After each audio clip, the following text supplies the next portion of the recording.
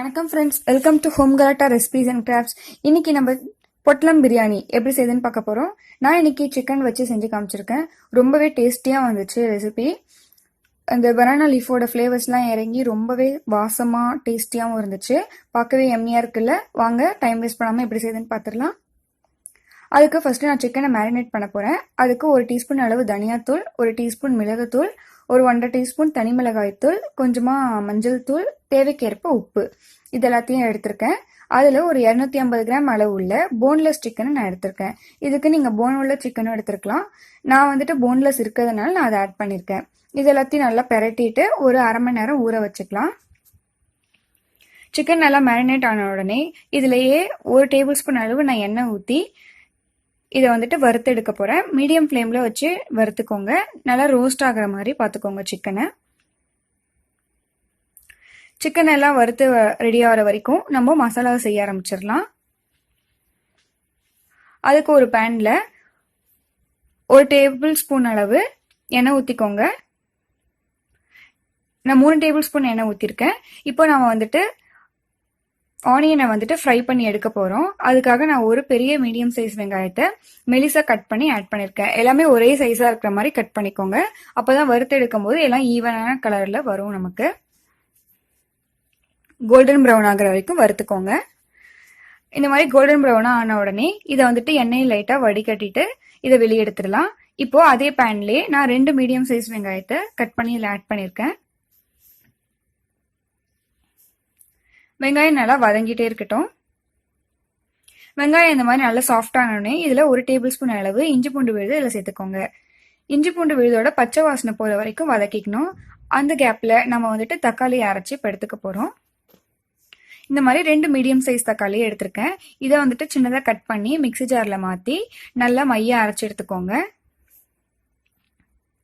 அரைச்சி எடுத்தாச்சு.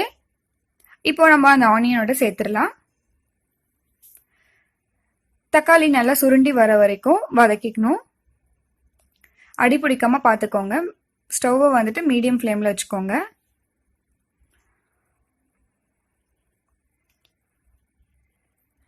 தக்காளி நல்லா வதங்கி வந்துடுச்சு. இப்போ இதில் நம்ம மசாலா பொருட்கள் சேர்த்துடலாம். 1/4 டீஸ்பூன் மஞ்சள் தூள், 1 டீஸ்பூன் அளவு தனியாத்தூள் சேர்த்துக்கோங்க. அது கூடவே 1/4 டீஸ்பூன் அளவு கரம் மசாலா சேர்த்துக்கலாம். காரத்துக்காக ஒரு பச்சை மிளகாய், அது கூடவே 1.5 டீஸ்பூன் அளவு தனி மிளகாய் தூள் சேர்த்துக்கோங்க. தேவைக்கேற்ப உப்பு ஆட் பண்ணிக்கோங்க. நான் 1 டீஸ்பூன் அளவு போட்டிருக்கேன். மசாலாவோட பச்சை வாசனை போகிற வரைக்கும் நல்லா வதக்கிக்கலாம். உங்க ரொம்ப ட்ரையாக இருக்கிற மாதிரி இருந்துச்சுன்னா உங்களுக்கு அதில் கொஞ்சமாக தண்ணி தெளித்து நல்லா வதக்கி எடுத்துக்கோங்க. இப்போ நம்ம சிக்கன் எப்படி இருக்குன்னு பார்த்துடலாம். சிக்கன் நல்லா ரோஸ்ட் ஆகி வந்திருக்கு. இந்த ஸ்டேஜில் நம்ம ஸ்டவ் ஆஃப் பண்ணிவிட்டு இதை வந்துட்டு நம்ம ஏற்கனவே செஞ்சு வச்சுருக்கிற வெங்காய தக்காளி மசாலாவோடு இதில் ஆட் பண்ணிக்க போகிறோம். எல்லா சிக்கனையும் ஆட் பண்ணிவிட்டு நல்லா மசாலாவோட கோட் பண்ணிக்கோங்க.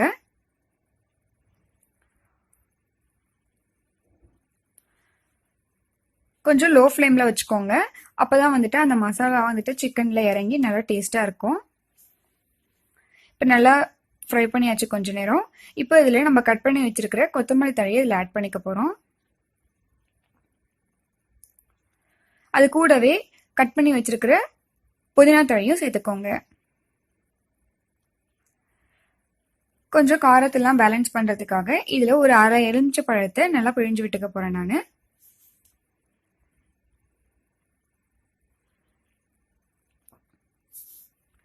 இப்போ பிழிஞ்சு விட்டாச்சு. இது எல்லாத்தையும் நல்லா மிக்ஸ் பண்ணிவிட்டு ஸ்டவ் ஆஃப் பண்ணிக்கலாம். நம்ம இப்போ பிரியாணிக்கு தேவையான ரைஸ் எப்படி செய்யுதுன்னு பார்த்துடலாம். நான் ஒரு குக்கரில் 1 டேபிள் ஸ்பூன் அளவு நெய் எடுத்திருக்கேன். அதில் வந்துட்டு 1 டீஸ்பூன் பிரியாணி மசாலாவை ஆட் பண்ணியிருக்கேன். பிரியாணி மசாலா ரெசிபி ஆல்ரெடி நம்ம சேனலில் இருக்குது. கீழே டிஸ்கிரிப்ஷன் பாக்ஸில் லிங்க் கொடுக்குறேன், செக் பண்ணிக்கோங்க. இதில் பாதி போல் வெங்காயத்தை போட்டிருக்கேன். இது எல்லாத்தையும் நல்லா வதக்கி எடுத்துக்கலாம். அது கூடவே கொஞ்சமாக கருவேப்பிலை சேர்த்துருக்கேன். இப்போ எல்லாமே நல்லா வதங்கிருச்சு.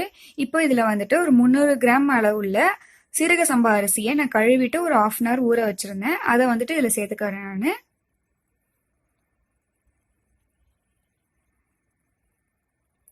தண்ணியில் ஊற வைக்கல, நான் தண்ணியை வடிச்சிட்டு கழுவிட்டு அந்த ஈரப்பதம் இருக்கும்ல அதுலேயே வந்துட்டு நான் ஊற வச்சுருந்தேன். இப்போ அரிசி கொஞ்ச நேரம் அந்த எண்ணெயோட வதங்கட்டும், அப்போதான் வந்துட்டு உதிரி உதிரியாக நமக்கு ரைஸ் கிடைக்கும். இப்போ லைட்டாக வதங்கிருச்சு. இப்போ அரிசிக்கு தேவையான அளவு தண்ணி ஊற்றிக்கலாம். நான் 1 கப்புக்கு 1.5 கப் அளவு தண்ணி எடுத்திருக்கேன் நான். நீங்கள் அதுக்கேற்ற மாதிரி மெஷர்மெண்ட் வச்சுக்கோங்க. நான் வந்துட்டு சீரக சம்பா ரைஸில் பண்ணியிருக்கேன். நீங்கள் இதை பிரியாணி ரைஸில் கூட நீங்கள் செய்யலாம். இதுலேயே வந்துட்டு கொஞ்சமாக கொத்தமல்லி தழையும் புதினா தழையும் சேர்த்துக்கோங்க. சேர்த்து எல்லாத்தையும் நல்லா மிக்ஸ் பண்ணிக்கலாம். அரிசிக்கு தேவையான அளவு உப்பையும் ஆட் பண்ணிக்கோங்க. நான் 2 டீஸ்பூன் அளவு உப்பு சேர்த்துருக்கேன் இதில். இப்போ நம்மளோட ரைஸ் நல்லா வெந்து வந்துருச்சு. நான் வந்துட்டு 2 விசில் வச்சு எடுத்திருந்தேன். இப்போ நம்ம இலையில வந்துட்டு இதை பேக் பண்ண போகிறோம். இலை வந்துட்டு நம்ம மடிக்கும் போது உழையாம கிழியாம இருக்கிறதுக்காக இந்த மாதிரி கொஞ்சம் நேரம் நெருப்பில் காமிச்சு எடுத்துக்கிட்டிங்கன்னா மடிக்கும் போது உங்களுக்கு ஈஸியாக இருக்கும். இப்போ நம்ம செஞ்சு வச்சிருக்கிற சாதத்தை இதில் சேர்த்துக்கலாம் ஃபர்ஸ்ட்டு. அதுக்கப்புறமா நம்ம செஞ்சு வச்சிருக்கிற வெங்காயத்தையும் சேர்த்துக்கோங்க. வறுத்து வச்சிருந்தோம்ல அந்த வெங்காயம் சேர்த்துக்கோங்க. அதுக்கு மேலே நம்ம சிக்கன் கிரேவியை வந்துட்டு இதில் ஆட் பண்ணிக்கலாம். அதுக்கு மேலே இன்னொரு லேயர் சாதத்தையும் போட்டு அதுக்கு மேலே கொஞ்சமாக ஃப்ரைட் ஆனியன்ஸ் சேர்த்துக்கோங்க.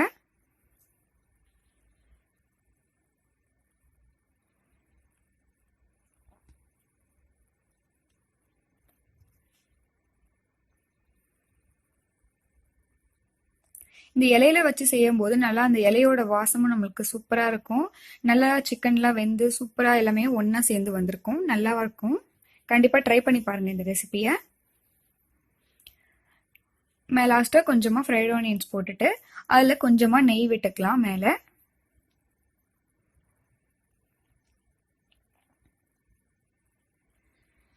இப்போ நம்ம அதை ஃபோல்ட் பண்ணிடலாம். இப்போ நம்ம நெருப்பில் காமிச்சதுனால இலை கிழியாமல் வந்திருக்கு நமக்கு.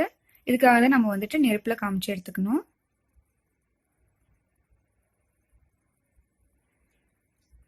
இப்போ இது வந்துட்டு நம்ம ஒரு கயிறு வச்சோ இல்லை இலையோட அந்த பின்பகுதியை வச்சோ கட்டிக்கலாம். நம்ம இது கொஞ்சம் பத்தாதனால நான் கயிறு வச்சு கட்டிக்கிட்டேன். இதை வந்துட்டு நான் ஒரு இட்லி பாத்திரத்தில் 10 நிமிஷம் அளவுக்கு மூடி போட்டு மீடியம் ஃப்ளேமில் வச்சு ஸ்டீம் பண்ண போகிறேன். இப்போ ஸ்டீம் பண்ணி எடுத்தாச்சு. நம்மளோட பொட்டல பிரியாணி சூப்பராக ரெடியாகி வந்திருக்கு. நம்ம ஓப்பன் பண்ணி பார்த்துடலாம். இப்போவே ரொம்ப வாசமாக வந்திருக்கு. ஓப்பன் பண்ணிடலாம்.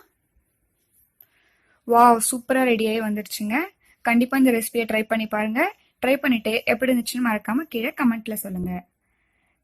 இந்த ரெசிபி பிக்சர்ஸ் ஏதாச்சும் இருந்துச்சுன்னா எனக்கு இன்ஸ்டாகிராமில் ஷேர் பண்ணுங்கள். இந்த ரெசிபிக்கு உங்களுக்கு ஏதாச்சும் டவுட்ஸ் இருந்துச்சுன்னா எனக்கு கீழே கமெண்ட்டில் சொல்லுங்கள். நான் டவுட்ஸை கண்டிப்பாக கிளாரிஃபை பண்ணுறேன். இந்த வீடியோ உங்களுக்கு பிடிச்சிருந்துச்சுன்னா ஹோம்காலட்டா ரெசிபிஸ் அண்ட் கிராஃப்ட்ஸை சப்ஸ்கிரைப் பண்ணுங்கள். அறுசுவை உணவு உண்ணுவோம், ஆரோக்கியமாக வாழ்வோம்.